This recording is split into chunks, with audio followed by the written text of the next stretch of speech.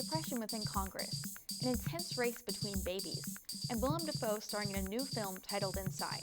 These stories and more coming up on the NKU World Report.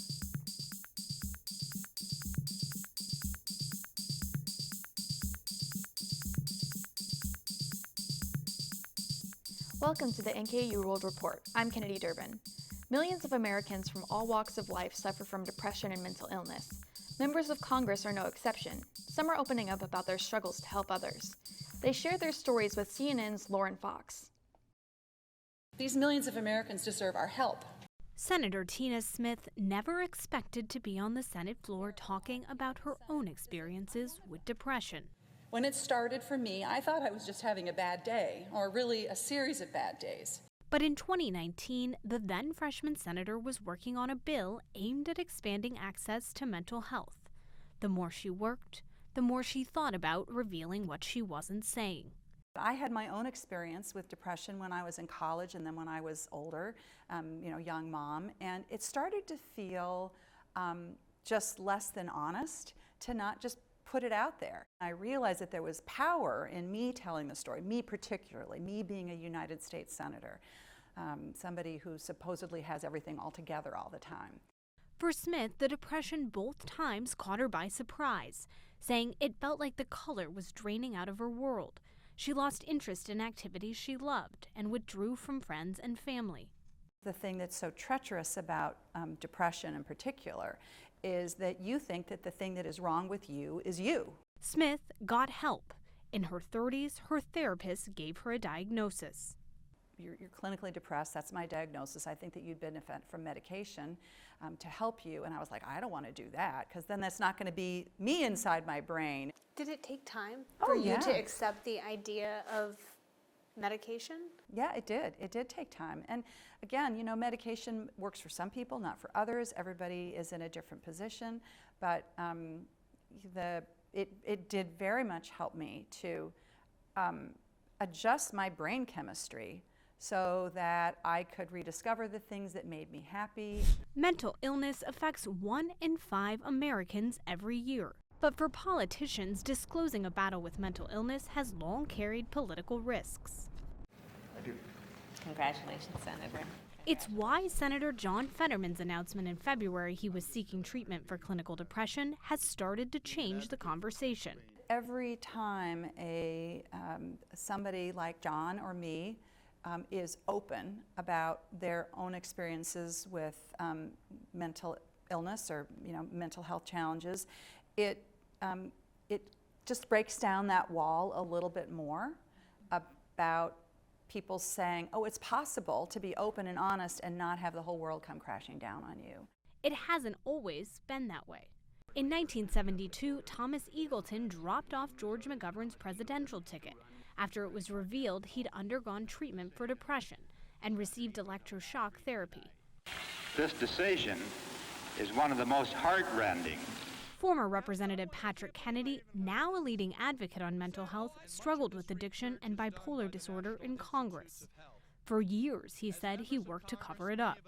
When I was in Congress, I did everything I could to keep everybody from finding out that I needed help. Lawmakers are hopeful that the stigma around mental illness may finally be shifting. There are consequences to the things you say and talk about, but I think in a circumstance like this that it's it helps the conversation. I think it helps people realize and understand the impact that this disease has on people all across the country. The impact of the ongoing devastating storms in California could trickle down to the prices at your local grocery store. California is the leading agricultural producer in the U.S., and many of the state's key growing areas are flooded, delaying harvesting of essential crops. In today's Consumer Watch, Shelley Malashi has a look at how the disaster is impacting crop production. A devastating blow to our nation's top crop producer. The recent back-to-back storms hitting California's critical agricultural regions may also impact the U.S. food supply. The pain is going to be prolonged for many weeks and months. This should have been the beginning of the harvest season. The relentless rain is flooding crops, evacuating farm worker communities, and delaying the harvest season. California is the golden state of food production. It produces the majority of some specialty crops, like certain fruits and vegetables in the country. In January's storm events, we had over 15,000 acres that were impacted by flooding and inundation, with over $330 million worth of farm losses. Ag officials in hard-hit Monterey County say it's unclear when planting schedules will resume, and all the flooded farms and delayed harvests could lead to higher costs for consumers nationwide. That's if supplies tighten and produce distributors turn to Mexico or other regions to make up for shortages and then pass on the added cost to consumers. Ag officials say it's too early to fully assess the damage, but are working to mitigate the long-term impact. There will be more crop losses as areas that have not experienced flooding are now experiencing it for the first time. In Monterey County, the severe weather has forced farm workers out of their homes and left them without jobs. This community of Pajaro is mostly low-income Latino farm workers, and this is the worst thing that could have happened to them right now. For Consumer Watch, I'm Shelley Malashi. More and more high school students are vaping on school grounds, and it's not just tobacco. And one school district in Michigan is trying to combat the problem. It has installed vape sensors in their middle and high school bathrooms.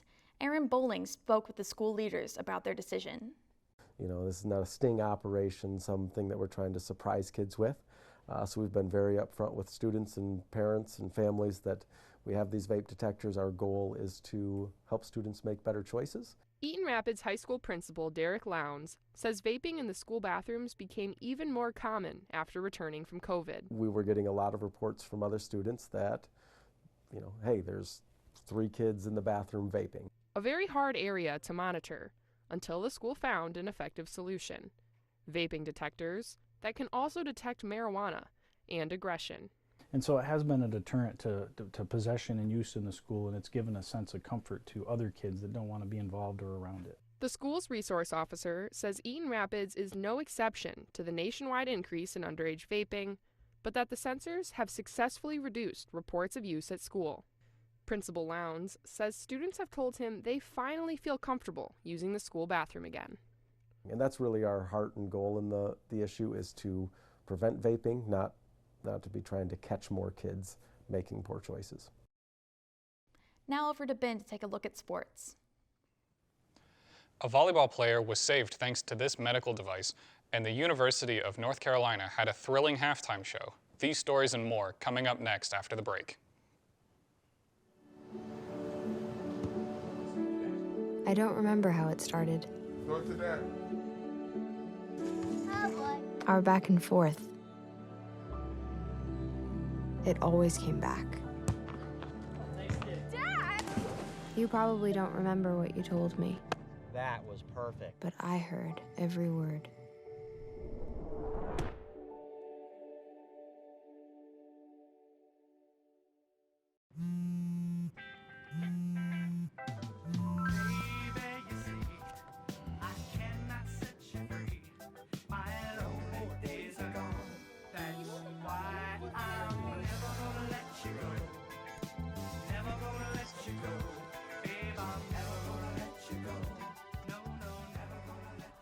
Here you go. Thank you. Thank you.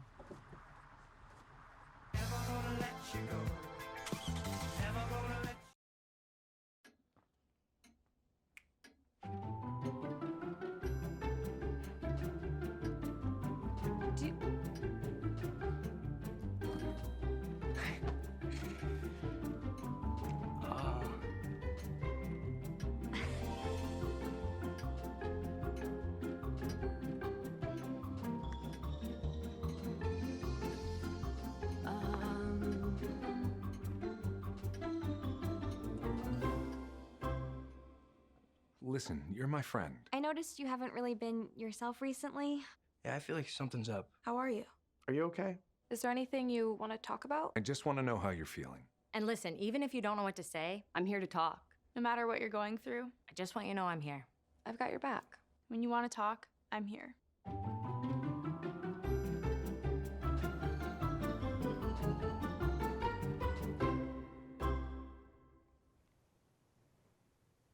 Welcome back. I'm Ben Maurer with today's Sports Report. A North Carolina family is sharing the story of their daughter's near tragedy at a cheerleading competition. They do so in the hope of bringing more awareness about the medical device that they say saved their life. Gilbert Bays reports. Well, 17-year-old Kiana Joe is a student here at Western Harnett High School, but she's a competitive cheerleader with a team in Sanford. This competition happened on Sunday, March 5th in Raleigh at Broughton High School. Her mother says she was just warming up when all of a sudden she became unresponsive. This is what Kiana Joe loves to do, fly through the air with the greatest of ease. The 17-year-old is a competitive cheerleader, but there were some scary moments during a recent competition in Raleigh. They had just gotten finished with the very first stunt. At that point of the stunt, they come down to where the girls are holding her in a seated position. And when she got to that position, she was unresponsive. It was thought that she was having a seizure, but a coach realized she didn't have a pulse, so CPR was started. Her mother jumped in to help save her daughter's life. And I had done 2 sets of compressions and breaths, and then I had looked over to my left side, and I finally saw the AED machine had got there. Her mother put the paddles on the 17-year-old. The machine told her an electric shock was needed. She administered the shock and continued CPR until medics arrived. Joe was taken to Wake Med, then transferred to Duke Medical Center for a cardiac MRI. It confirmed the teenager suffered a heart attack. Her mother is just thankful an AED was available at the cheerleading competition. If we can save one life just with the knowledge of how important it is to get that AED, and that every facility that has any kind of athletes and their children at all, they need to have one.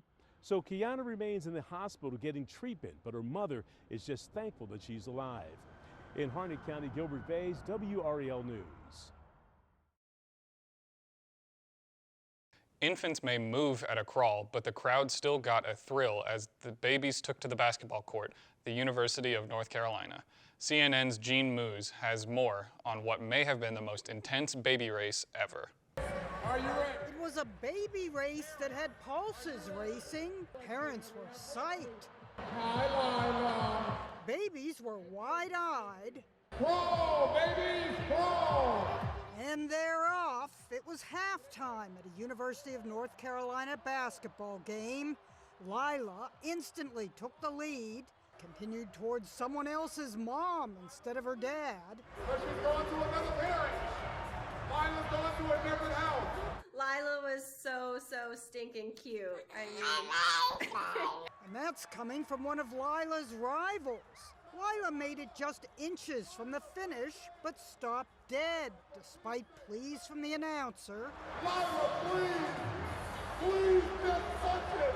Another contestant made his move to pass Lila, then plopped down, even bopped a bit, and finally turned the wrong way. No wonder some considered this the most intense baby race ever. And then Lila did the unthinkable. And just as she reversed course, a dark horse entered the fray. Is she a fast crawler? well, funny enough is she only started crawling maybe a week and a half before that baby race. 9-month-old Brexley Dennick's strategy was to start slow. So slow, her dad had to throw his watch down the court in hopes she'd follow. It worked. And once Brexley got going...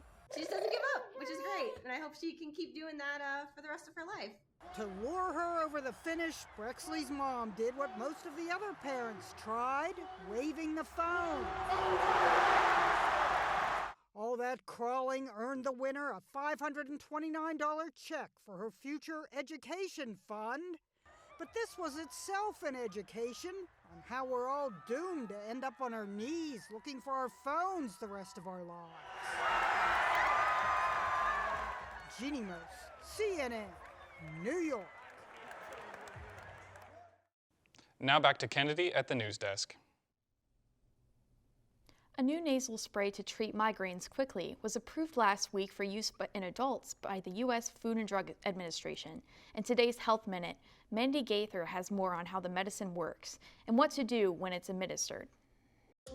One more weapon for those who suffer from migraines. It's a nasal spray called Zavspret. While there are other treatments, including sprays for migraines, this one could relieve pain faster, in minutes, according to drug maker Pfizer. It is a powerful drug, and when you look at the data, it really stands out in terms of, the efficacy and the safety profile. Dr. Ahmad Estamalik with Cleveland Clinic says this drug, which should be available in July, can be used by patients who get nauseated by oral medications, can't tolerate medicine that has to be swallowed. It's also an alternative for those who have conditions like heart disease that prevent them from being able to safely use other kinds of migraine treatments. The nasal nostrils have a lot of small blood vessels, so it gets absorbed very quickly.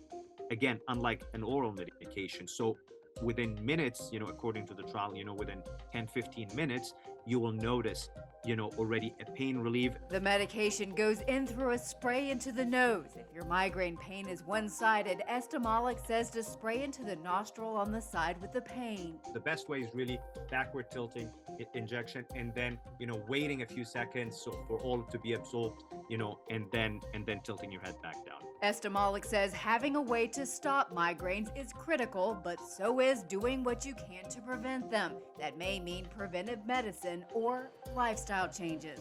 For Health Minute, I'm Mandy Gaither. Let's take a look at entertainment with Logan. Willem Dafoe stars in a new thriller, and Pedro Pascal is in a new commercial for a video game. But it's not The Last of Us. Find out more after the break. In foster care, I never knew when I would have to move, so I always had my suitcase ready to go. Then one day, I was adopted. My new parents opened their hearts and home to me.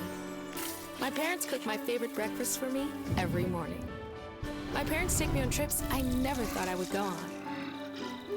They gave me a home and an even better reason to use that suitcase. My parents aren't perfect, but they're perfect for me. I'm Jenny Garth, and as a mother of 3, I know kids worry about a lot of things. Getting enough food to eat shouldn't be one of them. But here in America, that is a real worry for 1 in 5 children. This is unacceptable, and something Feeding America is working to solve. Through a nationwide network of food banks, Feeding America serves virtually every community in the United States, including yours. See how you can help your community. Visit feedingamerica.org. Together, we can solve hunger. Together, we're Feeding America. Dad? Just 1 minute, okay?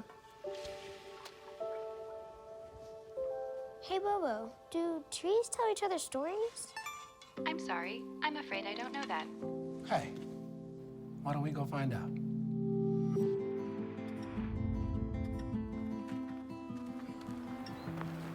Listen.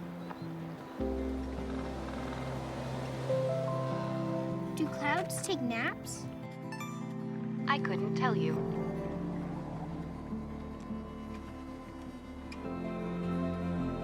Can birds draw pictures? I don't have an answer for that. Dad, do stars visit their friends? Look!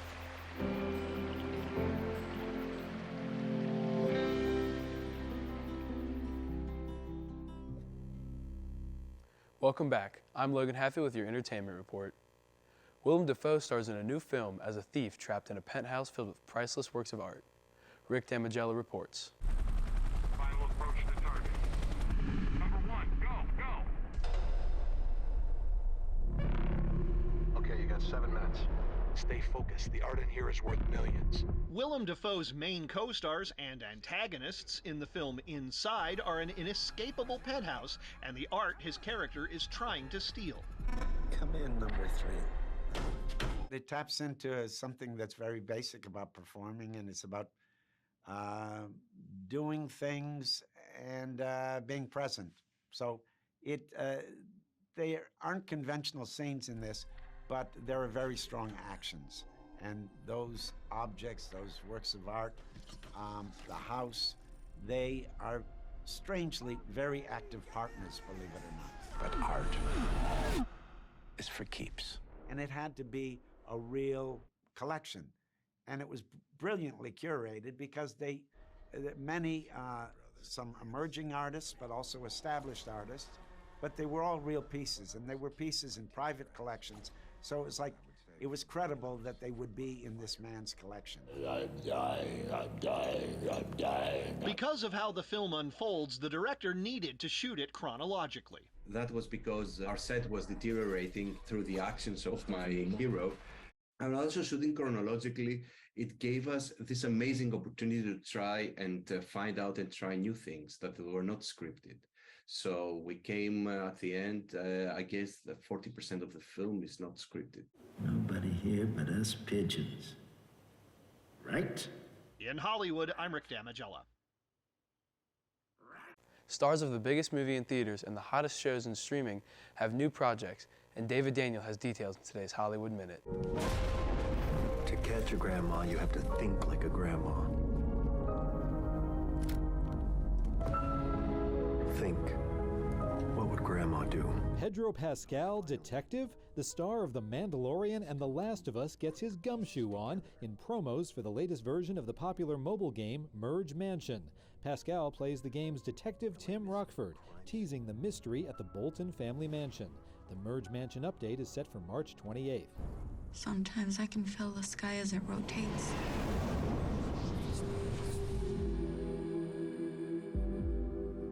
It scatters my thoughts. You're my baby girl, you're all I got. Melissa Barrera from In the Heights and Scream 6 stars in All the World is Sleeping, about mothers, daughters, and generational addiction. The New Mexico nonprofit Bold Futures NM developed the film, working with women living the realities of substance abuse, trauma, and parenting. All the World is Sleeping opens in theaters and on digital platforms Friday. In Hollywood, I'm David Daniel. Now back to Kennedy for a final check at the news desk. Live life to the fullest. That's the motto for an Arizona great-grandmother. Leah Dickey recently turned 90 years old, and to celebrate, she jumped out of an airplane. Christine Stanwood has the story. I can't describe the thrill of it all. Leah Dickey chooses to celebrate each year like there's no tomorrow. Last year I went up in a glider for that birthday. And the year before, a zip line, and so I've tried a lot of things, and then a river rafting. Leah and her sister, raised on a farm in southern Minnesota, had a bond over. We had a bucket list of all the things we wanted to do in our life, and one of them was to jump out of an airplane. With gusto, the appointment was booked for her 90th birthday. You know, that was a strange thing, because I had no fear whatsoever. Leah going with her great-granddaughter, flying over Eloy, Arizona. I just said, "Take care of me, God," before I jumped. The birthday girl up first. I want you to put your knee right there on the ground, and then we're just going to fall out of the airplane. And we did. Then he said, well, why don't you try to make a heart with your hands? Well, I couldn't, because the pressure of the wind, you know, we were going, I don't know, 100 miles an hour, probably dropping at that point before the chute opened. And then it was piece of cake after the chute opened. Her infectious smile likely could be seen for miles.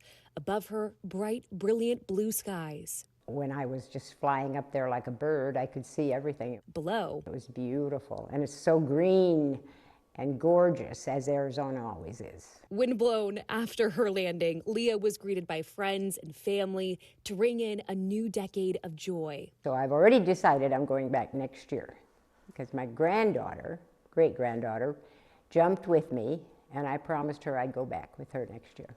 In Rio Verde. I would say try it. Try everything. Get out there and live and do it. Christine Stanwood, ABC 15, Arizona.